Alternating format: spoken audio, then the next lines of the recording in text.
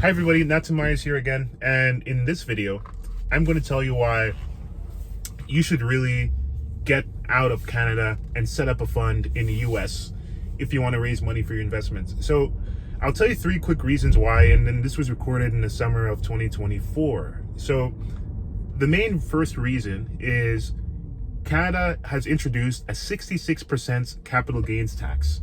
So that means that if you invest in any security, be it stocks, bonds, mutual funds, or private investments, and you're looking to sell your investments, whether it's a company or whether it's a personal investment, when you try to sell it and turn it into cash, you'll be taxed at 66%.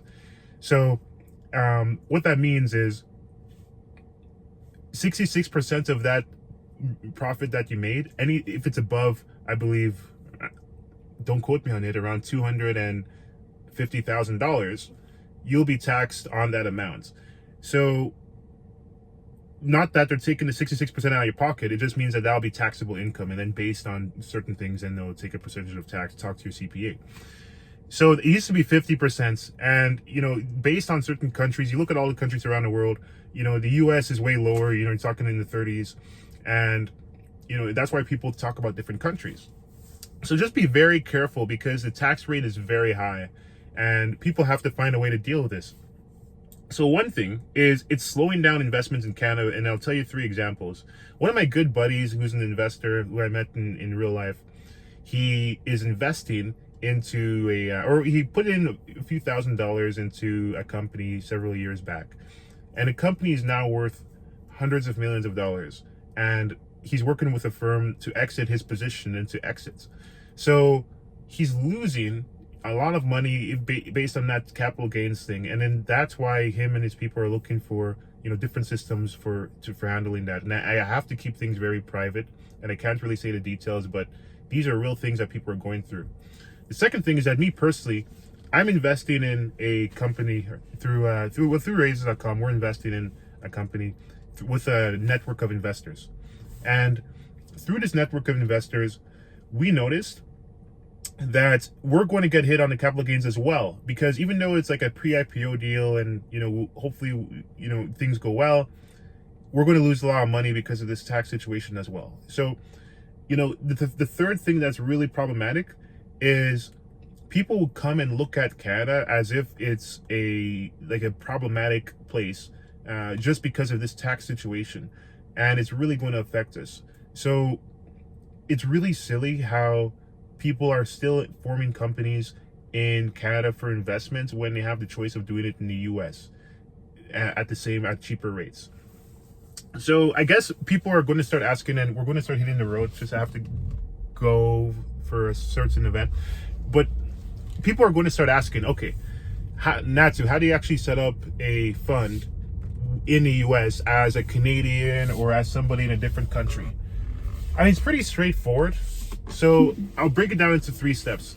The first thing you have to do, you have to make sure I split it down into 3 systems. There's the compliance, there's the financial side of it, and then there are the marketing bits.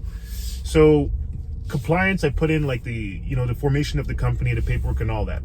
So what you want to do is, if you want to buy a piece of, you want to buy more real estate, let's say that you already are successful in acquiring real estate and you want to acquire more. The first thing we look at is making sure that you create the entity for that acquisition. So if you want to have some passive investors that invest with you passively, and then you use the rest of you have a holding company, but you want to acquire, a portfolio of multi-family buildings. Let's say you want to buy multi-family buildings, or you want to buy a ton of single-family buildings, for example. You're going to be able to get mortgages and loans, and then you're also going to need to raise a down payment. Let's say the portfolio costs $5 million. You only have $500,000 cash in hand. So you need to, and then you get a lender that would lend you $4 million. That means you need to raise $500,000 in equity to complete a transaction. It's possible that you have the money tied up or it's possible I just don't have enough money. So then the way we have to do it, we have to raise that $500,000 so you can buy the rest of the property. So to raise that $500,000, you would need to do something called a private placement. A private placement is when you simply raise equity, so you raise the down payment money needed to do that acquisition. And to raise that down payment money, what you would need to focus on to raise that down payment money is to talk to accredited investors and above. And so because there's so many rules around the regulations around talking to accredited investors, it's a really tricky and murky place. And you have to make sure that you are careful with the regulations, or else you can get yourself in some serious trouble and litigation. So the idea is there's something called a subscription agreement, which is the agreement that investors sign to fund the deal. You form something called a limited partnership, which limits the liability of the investors that invest, and it's better suited for passive investors. And then you have your existing LLC that you may have to create an LLC as well. And we usually do it in Delaware, because Delaware is one of the best places to form companies. Like even now, it's the most popular place. Like everybody just form it in Delaware. And so you have these two companies, the LLC, which is the holding company of the real estate, and then the limited partnership. From there, you need to have the subscription agreement as discussed, which is the agreement that investors sign to basically invest and get a portion of some of the profits of the limited partnership, right? Or through the limited partnership. And then we have all that in place. There are some other compliance things, like there's an accredited investor questionnaire. If you want to prove that if you want to say that an investor is accredited, they have to have a form that just says, hey, I make more than $200,000 per year. I own more than $1 million in assets outside of my primary residence.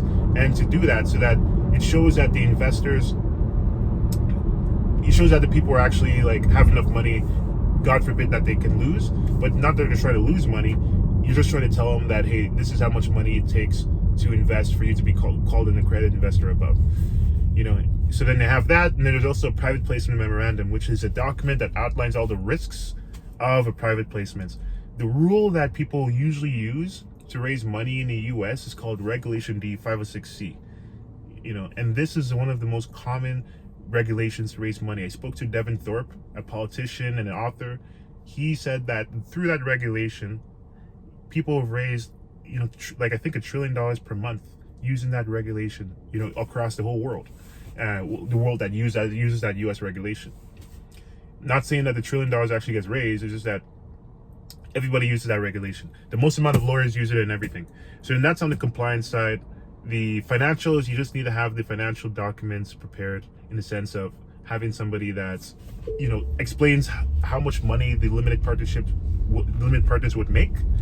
And then the last thing is just marketing. So you want to have a way of marketing and telling people about it. If not, who would know about it?